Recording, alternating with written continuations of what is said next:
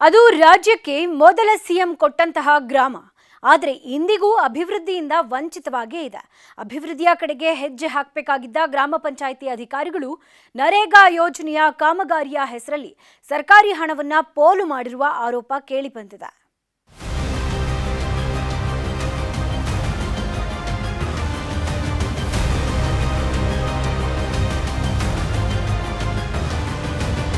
ಇದು ಕೋಲಾರ ಜಿಲ್ಲೆಯ ಕೆಜಿಎಫ್ ತಾಲೂಕಿನ ಕ್ಯಾಸಂಬಳ್ಳಿ ಗ್ರಾಮ.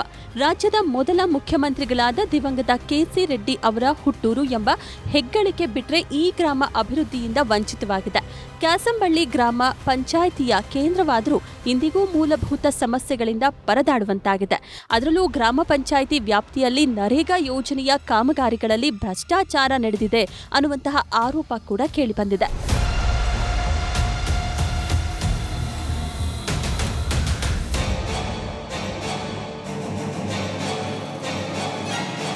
ಕ್ಯಾಸಂಬಳ್ಳಿ ಗ್ರಾಮದ ಸರ್ವೆ ನಂಬರ್ 146ರಲ್ಲಿನ 7 ಎಕರೆ ಜಾಗದಲ್ಲಿ ಸರ್ಕಾರಿ ಕಾಲೇಜ್ ಹಾಗೂ ಆಟದ ಮೈದಾನ ನಿರ್ಮಾಣಕ್ಕೆ ನಿರ್ಧರಿಸಲಾಗಿತ್ತು. ಹೀಗಾಗಿನೇ 2022 ಸೆಪ್ಟೆಂಬರ್ 6ರಂದು ಕೆಜಿಎಫ್ ಕ್ಷೇತ್ರ ಶಿಕ್ಷಣಾಧಿಕಾರಿ ಹೆಸರಿಗೆ 7 ಎಕರೆ ಜಮೀನು ವರ್ಗಾವಣೆಯಾಗಿತ್ತು. ಆದರೆ ಶಿಕ್ಷಣ ಇಲಾಖೆಗೆ ಸೇರುವ ಜಾಗದಲ್ಲೇ ನರೇಗಾ ಯೋಜನೆಯಡಿ 6.5 ಲಕ್ಷ ಅಂದಾಜು ವೆಚ್ಚದಲ್ಲಿ ಗೋಕುಂಟೆ ನಿರ್ಮಾಣ ಮಾಡಲಾಗಿದೆ. ಇದಕ್ಕೆ ಅಂತ 2,43,000 ಹಣ ಈಗಾಗಲೇ ಬಿಡುಗಡೆ ಮಾಡಿದ್ದು, ಶಿಕ್ಷಣ ಇಲಾಖೆಯ ಜಾಗವೆಂದು ಗೊತ್ತಾದ ಕೂಡಲೇ ಕಾಮಗಾರಿ ನಿಲ್ಲಿಸಿದ್ದಾಗಿ ಅಧಿಕಾರಿಗಳು ಮಾಹಿತಿ ನೀಡಿದ್ದಾರೆ. ಆದರೆ ಗೋಕುಂಟೆ ಹೆಸರಲ್ಲಿ ಸುತ್ತಲೂ ಮಣ್ಣು ತುಂಬಿಸಿದ್ದು, ಕಾಮಗಾರಿಯ ಮಾಹಿತಿಯ ಫಲಕವನ್ನು ಒಡೆದು ಹಾಕಲಾಗಿದೆ. 4 ಗೋಕುಂಟೆ ಆಗಿದೆ ಸರ್, 4 ಆಗಿದೆ. ಸರ್ವೆ ನಂಬರ್ 4 ಎನರ್ಜಿ ಆಗಿದೆ. 3 ಸರ್ವೆ ನಂಬರ್ನಲ್ಲಿ ಮಾಡೇ ಇಲ್ಲ ಸರ್. ಒಂದರಲ್ಲಿ ಮಾಡೇ ಇಲ್ಲ. ಒಂದರಲ್ಲಿ ಒಂದು ದಿವಸ JCB ಕೆಲಸ ಮಾಡಿಬಿಟ್ಟು ಆ ಬೋರ್ಡನ್ನು ಹೊಡೆದಾಕಿದ್ದಾರೆ. ಯಾವುದೋ ಬಲೂನಳ್ಳಿ ಗ್ರಾಮ ಅಂತ ಹೇಳ್ಬಿಟ್ಟು ನಾವು ಮಾಹಿತಿ ಕೇಳಿದ ತಕ್ಷಣ ಇಮಿಡಿಯೇಟ್ ಆಗಿ ಬೋರ್ಡನ್ನು ಹೊಡೆದಾಕಿದ್ದಾರೆ. ಹೌದೌದು ಸರ್, ಅದು ಯಾಕಂದ್ರೆ ಅದು ಬೇರೆ ಊರಿನಲ್ಲಿ ಆಗ್ಬಿಟ್ಟು ಇಲ್ಲಿ ಕೆಲಸನೇ ಮಾಡ್ದೇನೆ ಒಂದು ದಿವಸ ಆಗ್ಬಿಟ್ಟು ಅದನ್ನು ಕೇಳಿದಕ್ಕೋಸ್ಕರ ಬೋರ್ಡನ್ನು ಹೊಡೆದಾಕಿದ್ದಾರೆ. ಇದು ಅಕ್ರಮ, ಇದು ಅಕ್ರಮ, ಈ ತರ ಆಗಬಾರ್ದು. ಇನ್ನು ಸರ್ವೆ ನಂಬರ್ 121ರಲ್ಲಿ ರಾಮಾಪುರ ಗ್ರಾಮದ ಕೆರೆಯಿಂದ ರಾಜಕಾಲುವೆ ಅಭಿವೃದ್ಧಿ ಮಾಡಲಾಗ್ತಿತ್ತಂತೆ. ಕಾಮಗಾರಿಯ ಮಾಹಿತಿ ಫಲಕದಲ್ಲಿ ಕಾಮಗಾರಿಯ ಸಂಖ್ಯೆಯನ್ನೇ ತಪ್ಪಾಗಿ ಬರೆದು ದಾರಿ ತಪ್ಪಿಸುವ ಕೆಲಸ ಮಾಡಿರೋ ಆರೋಪ ಕೇಳಿಬಂದಿದೆ.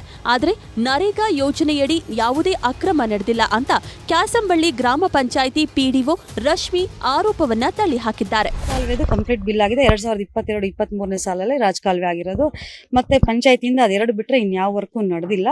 24-25ನೇ ಸಾಲಲ್ಲಿ ಗೋಕುಂಟೆ ಆಗಿದೆ. ಆದರೆ ಅದ್ರದ್ದು ಪೂರ್ತಿ ಪ್ರಮಾಣದ ಬಿಲ್ ನಾವು ಮಾಡಿಸಿಲ್ಲ. ಸ್ಕೂಲಿಗೆ ಸೇರೋ ಸಂಬಂಧಪಟ್ಟಿದ್ದ ಜಾಗ ಅಂತ ಹೇಳಿರೋದ್ರಿಂದ ಆ ಒಂದು ಕಾಮಗಾರಿನ ಬೇರೆ ಕಡೆ ಶಿಫ್ಟ್ ಮಾಡ್ತೀವಿ ಅಂತ ಕೂಡ ಮೀಟಿಂಗ್ ಅಲ್ಲಿ ರೆಸಲ್ಯೂಷನ್ ಪಾಸ್ ಮಾಡ್ಕೊಂಡಿದ್ವಿ ಸರ್. ಯಾವುದು ಅಕ್ರಮಗಳು ನಾವು ನಡೆಯಕ್ಕೆ ಅಲ್ಲಿ ಸಾಧ್ಯವೇ ಇಲ್ಲ ಸರ್. ಕೂಲಿಕಾರ NMR ಬಂದ ತಕ್ಷಣ ಕೂಲಿಕಾರ ಅಕೌಂಟ್ಗೆ ಹೋಗುತ್ತೆ.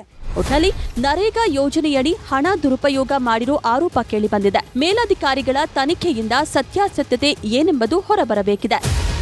ರಘುರಾಜ್, ನ್ಯೂಸ್ 18 ಕೋಲಾರ.